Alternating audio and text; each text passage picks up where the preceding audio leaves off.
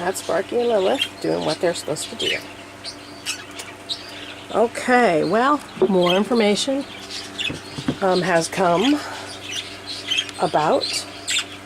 First of all, I have checked Kelly. There doesn't seem to be any dramatic change with her. I could say that was a bad thing, or I could say it was a good thing, because she could be really, really sick and dying. She just really doesn't look like that, though. She still has the bump. I think it's changing color. It seems to be kind of smoothing out. But, you know, I don't know what that means. She's clearly in some discomfort, because when I try to handle her, she's freaked that I'll touch it, which I do my best not to do. But all I can do is wait. And then I sit here and say to myself, well, you know, maybe I should take the nest box off. Maybe, you know, having it there. She does spend some time in it still. Maybe having it there is stimulating the wrong hormones or something. But I don't know. And I just end up second-guessing myself around in circles. So all I can do is support her with antibiotics to make sure that she doesn't go septic, and wait to see if her body is going to reabsorb or fix whatever it is that's making the big bump. Like I said, the hope's there, because she really just doesn't look like she's in terrible distress. So I'm just going to leave her in place and keep treating her. Could take her a few weeks to find her way out of this, but I have plenty of antibiotics, so we're good.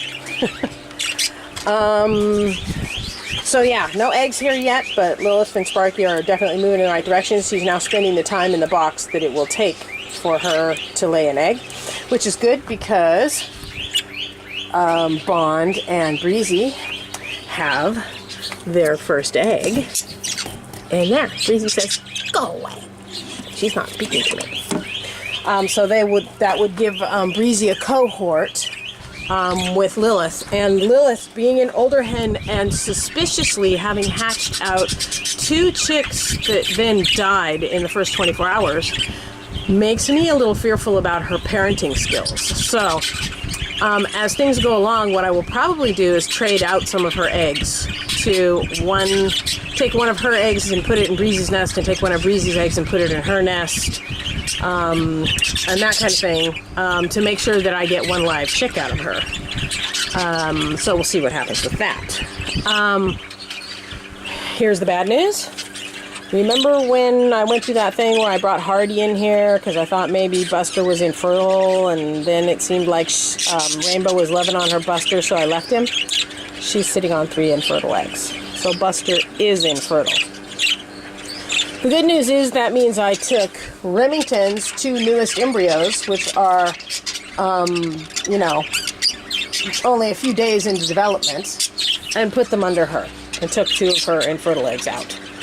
I also made the decision, this was where Bubba and Gidget were, to pull this, and I will go into what I'm doing with that in a minute. But Gidget was sitting on an egg. It has signs of life in it, but it looks a little dried out to me, which usually means it's going to fail. But I took it and put it under Rainbow anyway. So Rainbow is sitting on 3 eggs that have embryos in them. 2 of them are certainly fine. The other one's kind of up for grabs. But she and Buster will have something to raise, and then Buster will go on his way. Let's see. What else is happening? So that means that Razzle and Remington have their 3 gonna hatch any minute embryos, and 1 infertile small yolk egg.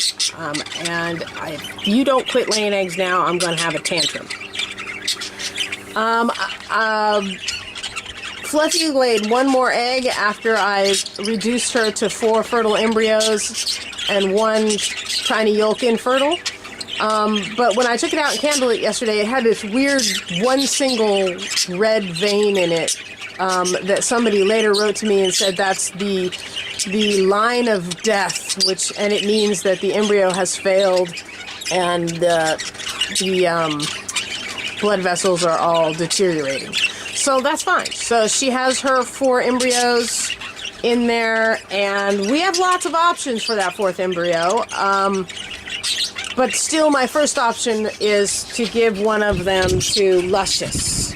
Luscious's first hatch date was yesterday, and I haven't checked to see if we have a baby yet. Now, mind you, she had 5 eggs, and I have no idea which one is the embryo she's currently sitting on, so it could be days before anything hatches.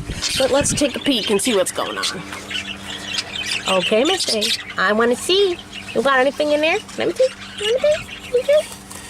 Not yet. Okay. So she has 2 eggs that are clear yolk and 1 that is an embryo. So we're just doing an embryo watch now.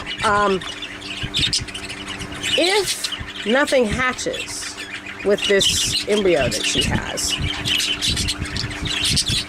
she's really quite the tail pump there. If nothing hatches with this embryo, I will still give her one of Fluffy's, I'll give her one of Fluffy's chicks to raise. So that's fine. Because that ensures that I get 4 healthy babies out of Fluffy. I may even give her 2, because, so I'm going on 3 is, the most chicks you can leave these guys to raise. I'm here to tell you that 2 is the optimal.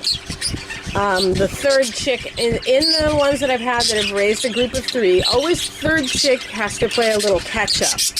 Didn't quite get enough, a little bit smaller, and has to play a little game of catch-up when they get out to the big flight cage. It's very, it's not terribly noticeable, and the chick is still very much a player in the show game. But 2, when you have 2, you get absolutely optimal. So, I could, if Luscious doesn't hatch any chicks of her own, I could give her 2 of Fluffy's embryos and leave Fluffy with 2, and then we'll get really perfect babies. Or I could give her the very last chick that Fluffy hatches out, and maybe give her one of Breezy's chicks. I don't know. I have options now because Rainbow doesn't have any chicks of her own. She took over all of Remington's latest embryos. So now I have some options. I may end up being able to foster more of Lilith's eggs out, so I can keep more embryos from her, because I'm very sure that this is Lilith's last breeding. If she manages to produce live chicks, we're going to save every single one. So we'll see what happens, but right now I'm not looking at having to freeze any embryos right now, which makes me happy. And I have eggs coming from Breezy and Bond, and these are going to be high-value, pretty babies. I have now 5 embryos from Remington and Razzle that have every opportunity to hatch, grow up. 3 with their mom and dad, and 2 with Buster and Rainbow. And eggs coming anytime from there, and 1 extra embryo in there, which is going to be easy to place. So I'm not looking at any emergencies right now, because I got lots of older hens that I can foster to. So I'm going to get some very nice chicks, I think. And, you know, it's nice. I was kind of dreading having to freeze 2 more of Razzle and Remington's embryos.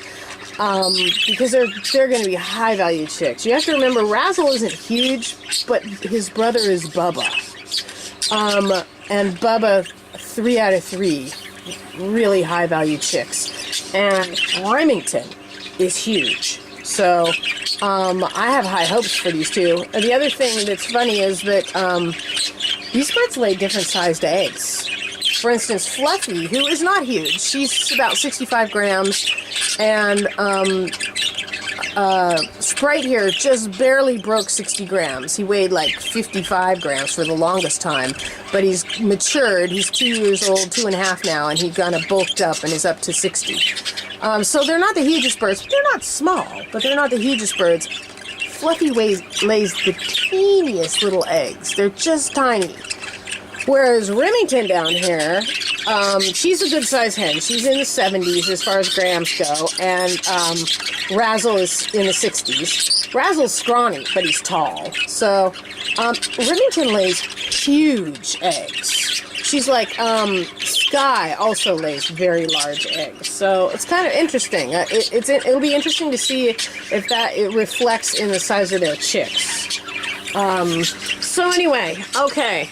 I have hopes that Miss Kelly here is going to work this out. Like I said, if you can tell just by looking at her, she's alert. She's interested in what's going on. I don't see her looking like she's dying or anything here. See her singing, warbling, carrying on. My nest box. Don't mess with me. I don't know. I don't think this is a life-threatening thing yet. But there's nothing that her body's going to have to clear it on its own, because there's not really anything I can do beyond giving her the medication and the support that she needs. So, but I have high hopes. She's a nice hen. She's really tall. I would love to breed her again. She's a great mama, so I'm really hoping she's going to find her way out of this. Okay, so that's the update.